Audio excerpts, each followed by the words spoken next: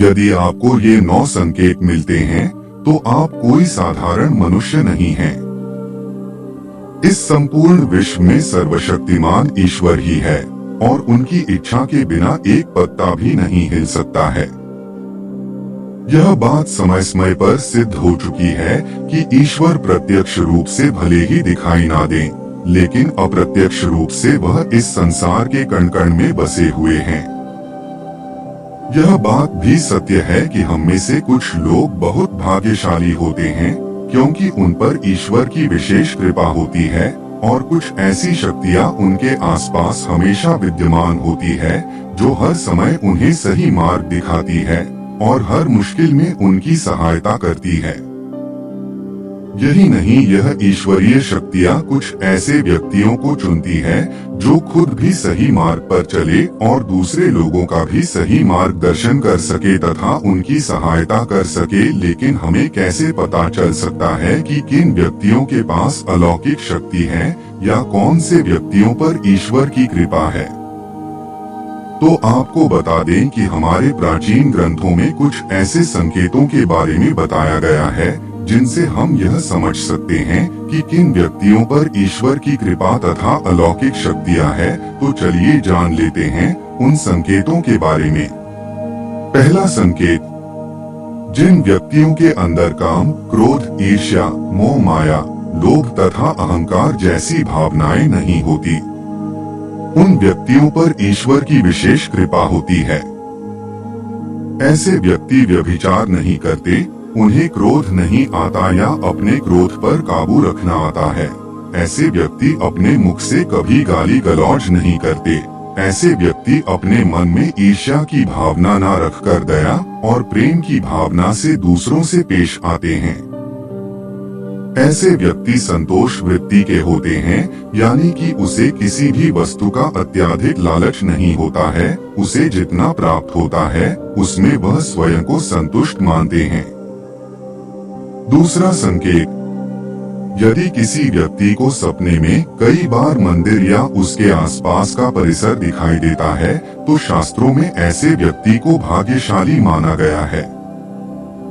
जिन व्यक्तियों को अपने सपने में ईश्वर का बार बार साक्षात्कार होता है, उन्हीं व्यक्तियों के साथ ईश्वरीय शक्तियाँ जुड़ी होती है।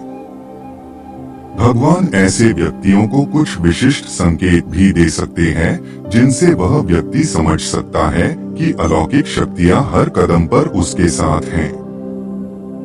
तीसरा संकेत, जो व्यक्ति अपने दैनिक कार्य से बचा हुआ समय ईश्वर की भक्ति, आराधना और नामस्मरण में व्यतीत करता है और ईश्वर को सत्य मानते हुए उनकी अनुभूति करने में समर्थ होता है, वास्तव में उस व्यक्ति के आसपास एक ईश्वरीय शक्तियों का पवित्र घेरा होता है जिसके कारण उसे ईश्वर का आभास होता रहता है।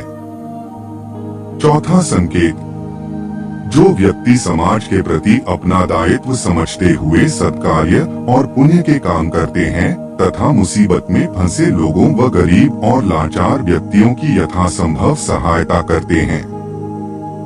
आपदा और विपदा के समय मनुष्य तथा पशु पक्षियों की हर तरह से सहायता करते हैं तथा वृद्ध, असहाय और अपंग लोगों की समर्पित भाव से सेवा करना अपना कर्तव्य समझते हैं।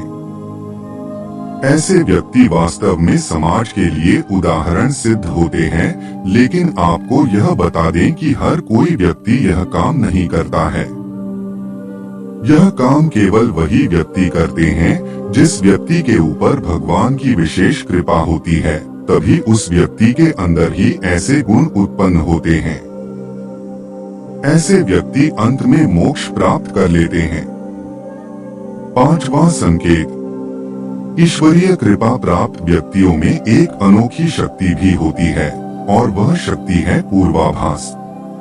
पूर्वाभास यानी कि भविष्य में होने वाली कुछ विशेष घटनाओं का पहले ही आभास हो जाना। अगर आपको भी भविष्य में होने वाली कोई दुर्घटना या कोई अच्छी घटना के बारे में पहले ही अंदाजा लग जाता है तो आपके ऊपर भगवान की विशेष कृपा है। छठवां संकेत, कुछ लोगों को हमेशा अपने आसपास एक विशिष्ट प्रकार की सुगंध का अनुभव होता है। हमेशा सुगंधित फूल, अगरबत्ती, धूप या कपूर जैसे पवित्र सुगंध का झोंका सा हवा में तैरता हुआ महसूस होता है, तो यह उसके आसपास ईश्वर की उपस्थिति का संकेत तथा देवी देवताओं का आशीर्वाद होता है। 7वां संकेत, ईश्वर का समय यानी कि ब्रह्मा मुहूर्त सुबह 3:30 से लेकर 5:30 या 6 बजे तक का समय होता है। हमारे शास्त्र में इस समय को बहुत ही महत्वपूर्ण माना जाता है।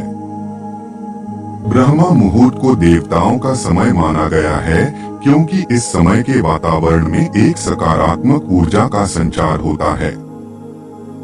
यदि किसी व्यक्ति की नींद प्रतिदिन ब्रह्मा मुहूर्त में अपने आप ही खुल जाती है और वह व्यक्ति अपने अत्यंत प्रसन्न चित्त से अपने नित्य कर्म से निवृत्त होकर ईश्वर की आराधना करता है और उगते हुए सूर्य को अर्घ्य देता है, तो ऐसा व्यक्ति निश्चित रूप से ईश्वर की इच्छा के अनुसार ही ऐसा करता है। उसे ऐसा करने के लिए ईश्वरीय शक्तियाँ प्रवृत्त करती है, यानी कि ऐसे व्यक्ति पर भगवान की कृपा बनी हुई है।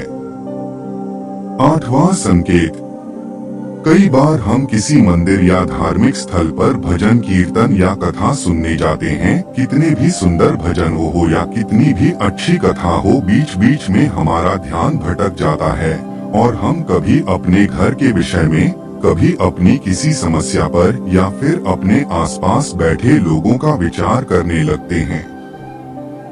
लेकिन कुछ लोग ऐसे होते हैं जो भजन कीर्तन या कथा सुनने में इतने लीन हो जाते हैं कि उन्हें किसी बात का होश नहीं रह जाता। उन्हें बस अपने आसपास पवित्रता का एहसास होता है और बहुत ही शुभ ध्वनियां सुनाई देती हैं। तो ऐसे व्यक्ति का साथ निश्चित ही अलौकिक शक्तियां दे रही हैं।